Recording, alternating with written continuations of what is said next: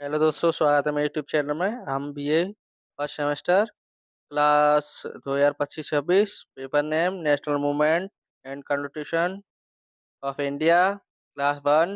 भारतीय राजनीति परंपरा, धर्म, राजधर्म, दंड नीति, नीति शास्त्र, मत्स्य न्याय एवं गण संघ। इंडियन पॉलिटिकल ट्रेडिशन, धर्म, राजधर्म, दंड नीति, नीति शास्त्र, मत्स्य न्याय एंड गण संघ। ठीक है, ये आपका चैप्टर है पहला 1 यूनिट। भारतीय राजनीतिक परंपरा को समझेंगे क्या है। भारतीय राजनीति चिंतन व सभ्यता अति प्राचीन है। भारतीय राजनीतिक चिंतन को वैदिक काल से प्रारंभ होकर मुगल काल तक माना जाता है, परंतु वास्तविक परिप्रेक्ष्य में देखा जाए तो इसका अस्तित्व व राजनीतिक एवं सामाजिक चिंतन की गौरवमयी परंपरा आज तक बनी हुई है। भारतीय राजनीति चिंतन के लिए अनेक नामों का प्रयोग किया जाता है, जिसमें राजधर्म, राजशास्त्र, दंड नीति तथा नीतिशास्त्र आदि नाम शामिल है। स्रोतों से दृष्टिकोण से भारतीय राजनीति प्रणाली का वर्णन किया जाए तो इसके प्रमुख स्रोत प्राचीन साहित्य, वेद पुराण, धर्मशास्त्र, उपनिवेश, महाकाव्यों, जैन ग्रंथों एवं बौद्ध जातकों का प्रमुख स्थान है। इसके अतिरिक्त समय समय पर विभिन्न रचनाओं जैसे मनुस्मृति, अर्थशास्त्र, नीति शास्त्र, शुक्र नीति ने भी अपना महत्वपूर्ण योगदान दिया है। ऐसा माना जाता है कि भारत के प्रथम राजनीतिक विचारक जो थे वो मनु थे। वे स्वयं प्रथम राजा थे और उन्होंने ही राजशास्त्र के विभिन्न सिद्धांतों का प्रतिपादन किया। मनु की कृति मनुस्मृति एक सामाजिक व एक धार्मिक ग्रंथ तो है ही, परंतु इसके साथ साथ ही उसे महान राजनीतिक ग्रंथ का दर्जा भी प्राप्त है। इसके अतिरिक्त आचार्य कौटिल्य द्वारा रचित कृति अर्थशास्त्र राजनीतिक चिंतन की सर्वश्रेष्ठ कृति मानी जाती है, जो राजनीतिक के आधुनिक स्वरूप का विवरण प्रस्तुत करती है। आचार्य कौटिल्य का चिंतन व्यवहारिकता से परिपूर्ण है, जो भारतीय राजनीतिक चिंतन के वास्तविक स्वरूप का वर्णन करता है। भारतीय राजनीतिक चिंतन की प्रमुख विशेषता यह भी रही है कि इसमें धर्म व राजनीति को एक साथ जोड़कर देखा जाता था। धर्म का राजनीतिक जीवन में प्रत्यक्ष प्रभाव था, वह आध्यात्मिक पर प्रमुख बल दिया जाता था, परंतु आचार्य कौटिल्य ऐसे प्रथम विचारक थे जिन्होंने धर्म व राजनीति एक दूसरे से पृथक कर राजनीतिक को व्यवहारिकता व वास्तविकता से जोड़ा। भारतीय राजनीतिक चिंतन में राज्य को महत्वपूर्ण माना गया है। राज्य को व्यापक कार्य क्षेत्र सौंपे गए हैं, जिससे राज्य व्यक्ति के कल्याण के लिए कार्य कर सके।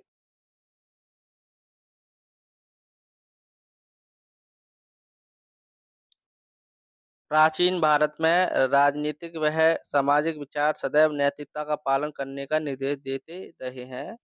धर्मशास्त्रों में नैतिकता को मान्यता को मजबूत बनाने के लिए राजा द्वारा मार्गदर्शन व सदाचार को सोहित करने पर बल दिया गया है।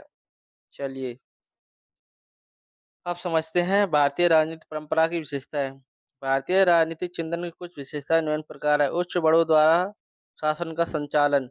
अब पहले इसको समझते हैं, यह है क्या। प्राचीन भारत में क्षत्रिय, ब्राह्मण व वैश्य बड़ों से मिलकर शासक वर्ग का गठन किया।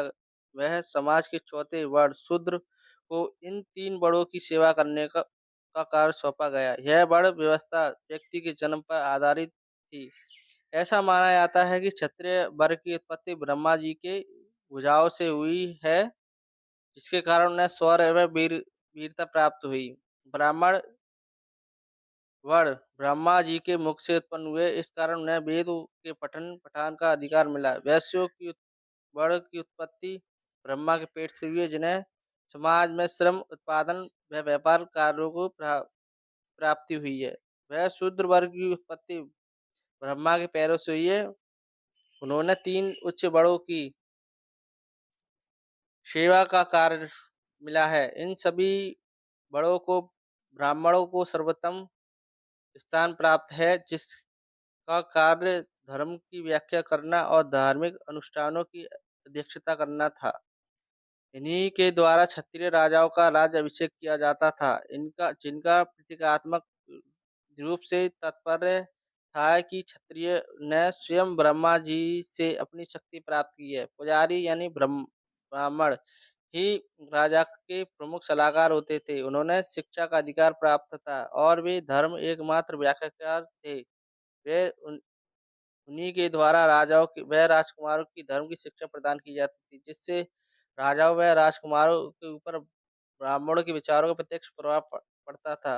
अतः शासन के संचालन के में ब्राह्मण बड़ प्रत्यक्ष भूमिका का निर्वहन करता था। इसके अंतरिक्ष क्षत्रिय द्वारा राज्य की सुरक्षा व प्रशासनिक व्यवस्था को नियंत्रित किया जाता था। वह वैश्य द्वारा वाणिज्य व व्यापार का संचालन किया जाता है। अतः इससे स्पष्ट है कि तीनों उच्च वर्गों का शासन व्यवस्था पर नियंत्रण था। अब दूसरा समस्या राजनीति पर जाति आधारित सामाजिक संरचना पर प्रभाव। जाति ने सामाजिक व्यवस्था में एक प्रमुख स्थान प्राप्त कर लिया था, जिसका प्रभाव राजनीति पर प्रत्यक्ष रूप से पड़ा। समाज में जाति के आधार पर वर्ण, श्रम व धर्म निर्धारण होता था और इसी के आधार पर प्रत्येक वर्ग को विशिष्ट कार्य सौंपे जाते थे। यह देखना राजा का सबसे महत्वपूर्ण कर्तव्य था कि प्रत्येक व्यक्ति अपने कार्यों को अपने वर्ण के अनुसार ही करे। जिस वर्ण में उसका जन्म हुआ है, जाति एक निर्धारित स्थिति थी। व्यक्ति को अपनी रुचि या अभिव्यक्ति की तलाश की स्वतंत्रता नहीं थी। वह अपनी आकांक्षा महत्वाकांक्षाओं का चुनाव करने के लिए स्वतंत्र नहीं था। वर्ण व्यवस्था ने मानवीय मूल्यों की कीमत पर समाज को आगे बढ़ाया। व्यक्तिगत तत्वों को नकारते हुए सामाजिक तत्वों को बढ़ावा दिया गया। सभी जाति व वर्ण को समान अधिकार प्राप्त नहीं थे। ब्राह्मण व क्षत्रिय उच्च वर्ग थे, जिन्होंने सर्वाधिक विशिष्ट अधिकार प्राप्त थे। व्यक्ति के सभी कर्तव्य सामाजिक थे, व्यक्तिगत नहीं, क्योंकि सभी वर्ण एक दूसरे से इस तरह संबंधित थे कि उन्हें एक साथ मिलकर एक सामाजिक व्यवस्था का गठन किया था। परंतु यदि किसी व्यक्ति ने अपने कर्तव्य को हस्तांतरित किया या उसकी अवहेलना की, तो उसे न केवल सामाजिक व्यवस्था का उल्लंघन किया बल्कि असामाजिक कर दिया जाता था। अतः राज्य में व्यक्ति के कर्तव्यों को राज्य द्वारा नियंत्रित किया जाता था, उसकी जाति के आधार पर। ठीक है, अब समझते हैं राजनीतिक जीवन पर धर्म। ऐसा माना जाता है कि ईश्वर सर्वशक्तिमान है। वह हमें समाज और राज्य के रूप में दिखाई देता है। प्राचीन भारत में राज्य की उत्पत्ति देवी सिद्धांत को मान्यता प्राप्त थी, जिसके अनुसार राज्य की उत्पत्ति स्वयं ईश्वर ने की है। ब्रह्मा ने पृथ्वी पर राज्य की संरचना की। वह राजा को अपना प्रतिनिधि के रूप में स्थापित किया। उस समय लगभग सभी ग्रंथों में अलौकिक शक्ति का वर्णन पाया जाता था, परंतु वास्तविक रूप से शस्त्रों शास्त्रों और परंपराओं व मानव जीवन के बीच एक व्यापक अंतर था। शास्त्रों व परंपराओं मानव जीवन को संचालित करने के लिए जो व्यवस्थाएं थी, वे वास्तविक जीवन के में उनके रूप में परिवर्तित हुआ और वह उनके व्यक्तिगत हितों ने स्थान ले लिया। जन्म व धर्म व शास्त्रों की व्याख्या करने वाले ब्राह्मण वर्ण ने साधारण लोगों के जीवन पर अपना नियंत्रण स्थापित करने के लिए धर्म की अपने हितों के अनुसार व्याख्या प्रस्तुत की और वह समाज में अपना आधिपत्य स्थापित कर लिया। इसी प्रकार ब्राह्मणों ने राजनीतिक जीवन पर भी अपना प्रभुत्व कायम किया रखा। परंतु बाद में बौद्ध और जैन धर्मों के उदय ने लोगों की गतिविधियों का मार्गदर्शन करने में महत्वपूर्ण भूमिका निभाई। यह धर्म गैर ब्राह्मणवादी थे। वह इनकी प्रकृति भी भौतिकवादी थी, जिन्होंने आध्यात्मिक के साथ साथ ही भौतिक तत्वों पर भी बल दिया। अब समझते हैं राजशाही सरकार के सामान्य रूप। प्राचीन भारत में राजशाही एक सामान्य व्यवस्था थी, यानी राजशाही व्यवस्था का अधिक प्रचलन था। समाज में बड़े व्यवस्था के माध्यम से चार वर्णों का निर्माण क्षत्रिय वर्ग वर्ग को राज्य में सत्तारूढ़ किया गया, जिसके परिणामस्वरूप राजशाही का उदय होना एक प्राकृतिक परिणाम था। क्षत्रिय बड़ों के ही शासकों को सत्ता मिलने से राज्य में राजशाही का विकास हुआ और यह एक समान शासन व्यवस्था बनी गई। राजशाही या राजतंत्रिक ऐसी शासन व्यवस्था है जो व्यक्ति की अभिजाति व संप्रभुता पर आधारित होती है। इसमें सर्वोच्च सम्राट राजा में निहित होता है, जो राज्य के प्रमुख रूप से कार्य करता है। वह आनुवंशिकता के माध्यम से अपनी स्थिति को प्राप्त करता है तथा भविष्य में राजा की संतान इस पद को प्राप्त करती है। राज एक उपयोगी एवं आवश्यक संस्था के रूप में भारतीय राजनीतिक विचारकों ने सदैव ही राज की महानता का वर्णन किया है। वह व्यक्ति के सामाजिक व राजनीतिक जीवन के लिए राज को एक महत्वपूर्ण संस्था माना है। विचारकों का मानना है कि मानव जीवन के तीन प्रमुख लक्ष्य होते हैं: धर्म, अर्थ, काम, जिन्होंने राज्य के अभाव में हासिल करना असंभव है। ऐसा कहा जाता है कि यदि समाज में से राज्य नामक संस्था नष्ट हो गई तो समाज भी पूर्णतः बिखर जाता है। वह मानव का अस्तित्व खतरे में आ जाता है, क्योंकि समाज में मत्स्य न्याय यानी एक व्यक्ति द्वारा दूसरे कमजोर व्यक्ति का शोषण, जैसे समुद्र में बड़ी मछली छोटी मछली को अपना शिकार बना लेती है, वैसे ही ये फैला जाता है। प्राचीन भारत में व्यक्तिवादी व अराजकतावादी विचारों के स्थान पर राज धर्म को महत्व दिया गया है। वह धर्मशास्त्रों में भी राज्य को एक अंग के रूप में वर्णित किया गया है, क्योंकि राज्य ही वह संस्था है जो समाज की व्यवस्थाओं को बनाकर समाज को बांधे रखती है। अराजकतावादी विचारकों ने प्राचीन भारतीय राजनीति शास्त्रियों से पूर्णतः विपरीत है, क्योंकि अराजकतावादी राज्य को एक आवश्यक बुराई के रूप में मानते हैं। वे राज्य को अनावश्यक व व्यक्तियों के लिए गैर उपयोगी मानते हैं। इसके विपरीत बिल्कुल प्राचीन राजनीति शास्त्र राज्य को व्यक्ति के लिए अस्तित्व के लिए अत्यंत उपयोगी मानते हैं। वह राज्य को व्यापक कार्य क्षेत्र प्रदान कर उसे व्यक्ति के लिए कल्याणकारी संस्था के रूप में स्थापित करते हैं। अतः भारतीय राजनीतिक चिंतन प्रणाली का प्रमुख उद्देश्य मानव जीवन के कल्याण करना रहा है, फिर चाहे राज्य या सरकार का स्वरूप जो भी रहा हो। सही व्यक्तियों के मत व्यक्ति के विकास के कल्याण के लिए ही हो रहे हैं। आप समझते हैं धर्म। भारतीय परंपरा में जीवन के चार प्रमुख उद्देश्यों का वर्णन किया गया है, जिनकी प्राप्ति के लिए सामाजिक व राजनीतिक परिवेश का अस्तित्व होना आवश्यक है। इन चार प्रमुख उद्देश्यों को ही पुरुषार्थ का नाम दिया गया है। यह पुरुषार्थ नैतिकता यानी धर्म, धन व शक्ति यानी अर्थ, आनंद व काम और आध्यात्मिक परागमन मोक्ष। ठीक है। भारतीय परंपरा में धर्म एक असाधारण अवधारणा है जिसके विभिन्न अर्थ हैं। धर्म का प्राथमिक उद्देश्य मानवीय अस्तित्व की रचना, नींव व संरचना, तंत्र, मूल्य, आदर्शों और नियमताओं को संरक्षित करते हुए मानव का क्रमिक विकास करना है। यह कहना बिल्कुल भी संदेहपूर्ण नहीं होगा। धर्म मानवता के लिए भारतीय परंपरा का प्रमुख संदेश है। भारत सत्ता व गौरव के उच्च शिखर पर पहुंचा था और वहां तब से बना रहा है जब तक उसके भारतवासियों ने धर्म को धुरी बनाकर उसका पालन किया।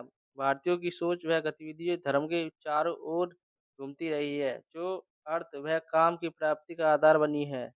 परंतु जब भारतीयों ने धर्म का पालन छोड़कर अपने व्यक्तिगत सामाजिक जीवन में अधर्म का पालन प्रारंभ किया तो इसने राष्ट्र पतन का मार्ग प्रशस्त किया और धर्म अधर्म के पालन से ऐसा होना अपरिहार्य भी था। इसके परिणामस्वरूप भारत अपने उच्च शिखर से गिर गया। विदेशी आक्रमणकारियों ने अपनी स्वतंत्रता खो दी और सदियों तक विदेशियों के वर्चस्व के अधीन रहा। अतः धर्म भारतीय राजनीतिक परंपरा का अभिन्न अंग है, जिसका पालन मानव सभ्यता के विकास के लिए अत्यंत आवश्यक है। धर्म शब्द की उत्पत्ति व अर्थ। धर्म जो है वैदिक अवधारणा ऋषितम से लिया गया है, जिसका आशय है आदेश, नियत और सत्य, अर्थात जो कुछ भी धर्म के अनुसार होता है वही सत्य है, क्योंकि धर्म प्राकृतिक नियम का द्योतक है जो कर्तव्य पर आधारित है। सभी के लिए एक समान रूप से लागू होता है और इस पर सभी व्यक्तियों का समान अधिकार है।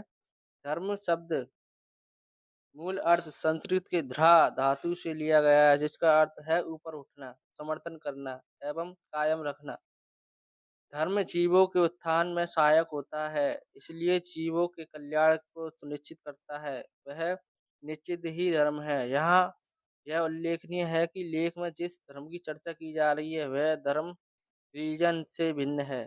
धर्म रिलीजन वह आश्रय व्यक्ति के विशेष वंश से जन्म है, जिसका कारण जन्म उसके जन्म के आधार पर एक धर्म, जाति व वर्ण की प्राप्ति होती है। परंतु हम जिस धर्म की यहाँ चर्चा कर रहे हैं, उसका आश्रय व्यक्ति के व्यक्तिगत चरित्र व व्यवहार से है, जिसमें व्यक्ति के कर्तव्य, सत्य, नित्य व्यवहार, नियम, गुण आदि शामिल है। धर्म का अर्थ विभिन्न धर्मों से अलग-अलग है। हिंदू धर्म में धर्म का आश्रय व्यक्ति के गुणों, अधिकारों, व्यवहारों आदि से है। बौद्ध धर्म में धर्म का अर्थ लौकिक कानूनों और व्यवस्था है, जैसा कि गौतम बुद्ध द्वारा दी गई शिक्षाओं में व्यक्त किया गया है। जैन धर्म में धर्म का आश्रय तीर्थंकर की शिक्षाओं से लिया गया है, जिसमें व्यक्ति की शुद्धिकरण व नैतिक परिवर्तन का धर्म माना गया है। सिखों के लिए धर्म का अर्थ धार्मिकता, यानी धर्म का पालन व उचित धार्मिक अभ्यास। भारतीय दर्शन में हमेशा से ही केंद्रीय महत्व की अवधारणा रही है, परंतु धर्म के लिए विशिष्ट परिभाषा प्रदान करना मुश्किल है, क्योंकि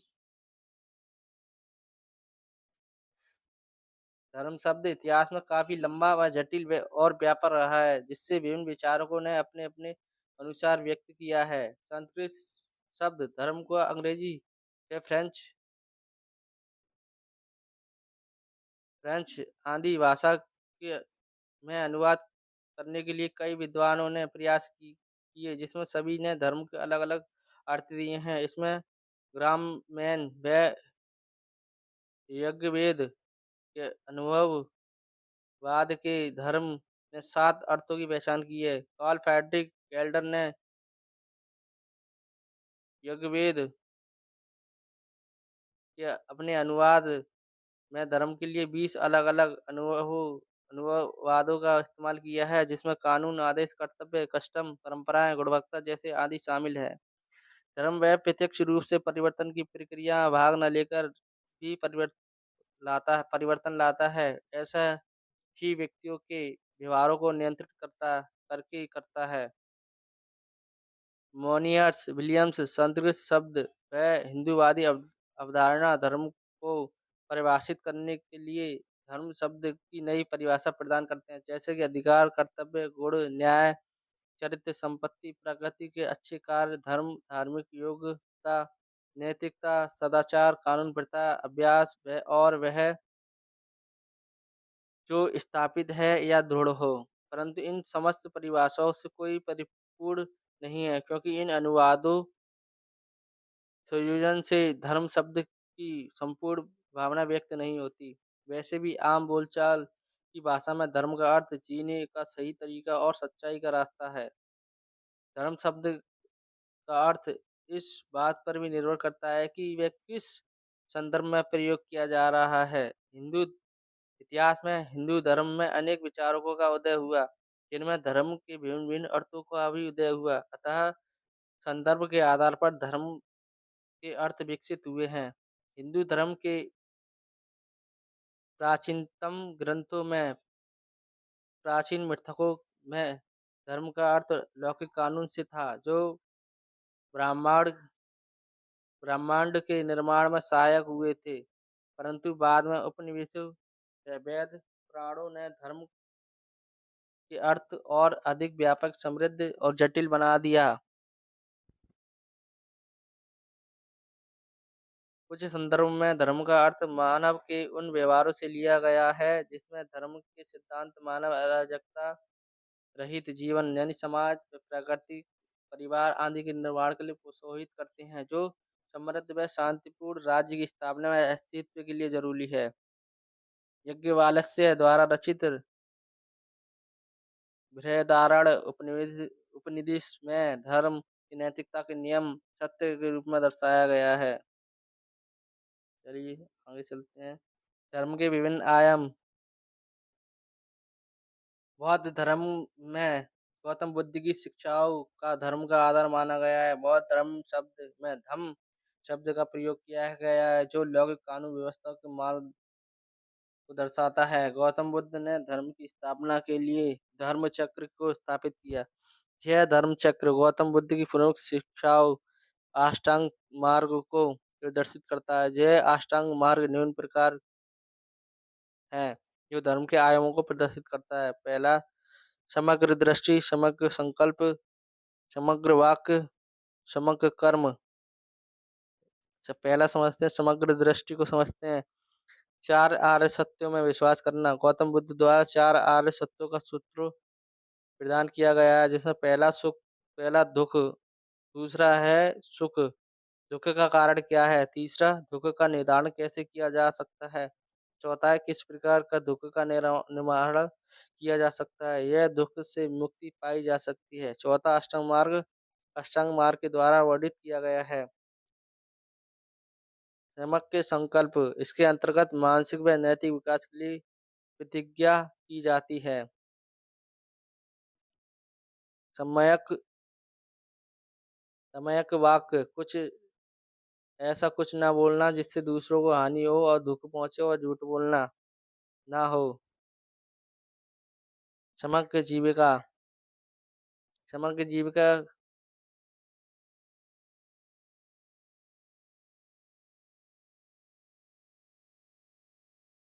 समग्र कर्म को समझते हैं। समग्र कर्म उचित व नैतिक कर्म करना, जो स्वयं के साथ दूसरों के हितों में भी हो।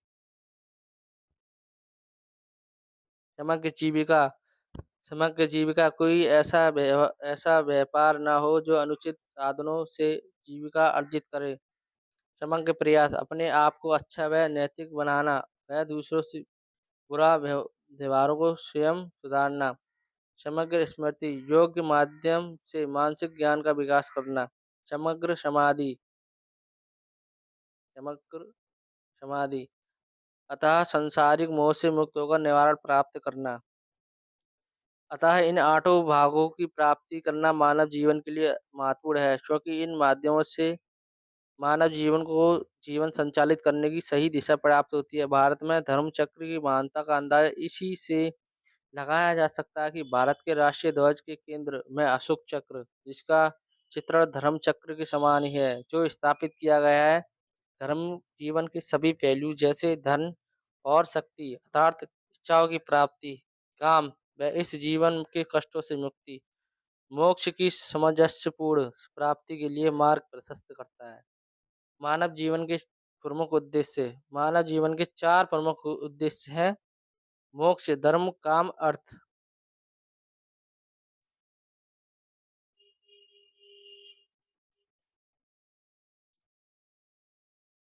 महाभारत में कहा गया है कि धर्म वह है जो लोगों को नैतिकता व सदाचार का पालन करने के लिए प्रेरित करता है, जो ब्रह्मांड के नियमों का बनाए रखता है, सामाजिक, राजनीतिक, आर्थिक व्यवस्था के संचालन को बनाए रखता है।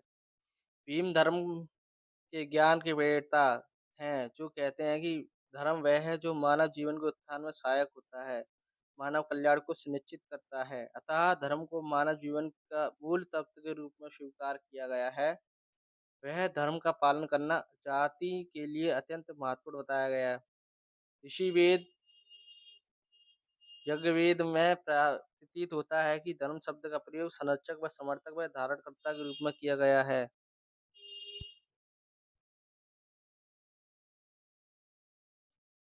यज्ञवेद से प्रतीत होता है धर्म शब्द का प्रयोग एक संरक्षक, समर्थक व साधारणकर्ता के रूप में किया गया है।